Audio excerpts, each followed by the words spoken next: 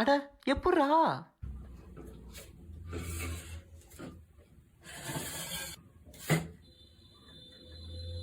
So இந்த எம்டியான பாட்டில வந்து சுட தண்ணியில வைக்கும்போது இந்த பலூன் வந்து எக்ஸ்பேண்ட் ஆனதை நீங்க கவனிக்கலாம். ஆனா அதுவே நார்மல் தண்ணியில, அதாவது நார்மலா கோல்டா இருக்க தண்ணியில வைக்கும்போது திரும்பி வந்து ஸ்ட்ரிங்க் ஆயிடுச்சு. ஓகேங்களா?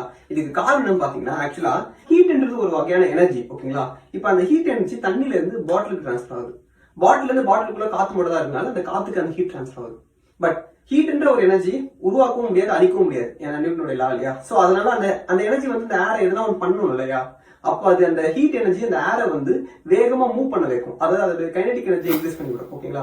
சோ நார்மலா ஸ்லோவா மூவ் ஆயிட்டு இருக்க ஏர் வந்து பாட்டிலுக்குள்ள வேகமா மூவ் ஆகும். அந்த வேகமா மூவ் பண்ண வைக்கிறது வந்து பலூனுடைய வால்ஸ் எல்லாம் இடிக்க ஆரம்பிச்சு அதுதான் வந்து அந்த பலூன் எக்ஸ்பேண்ட் ஆக இருக்குது. ஆனா திரும்பி நான் அந்த பாட்டில் எடுத்து நார்மல் தண்ணியில வைக்கும்போது ஏரோட டெம்பரேச்சர் குறையுது. அதாவது அது வந்து ஹீட் எனர்ஜி ரிமூவ் பண்றோம். ரிமூவ் பண்ணும்போது ஏர் மாலிகூல்ஸோட அந்த ஸ்பீட் வந்து திரும்பி குறைஞ்சிரும். அண்ட் இந்த எக்ஸ்பெரிமெண்ட் எக்ஸ்பிளைன் பண்ற ஃபார்முலா தான் PV = NRT அப்படின்ற ஐடியல் கேஸ் லா. ஓகேங்களா?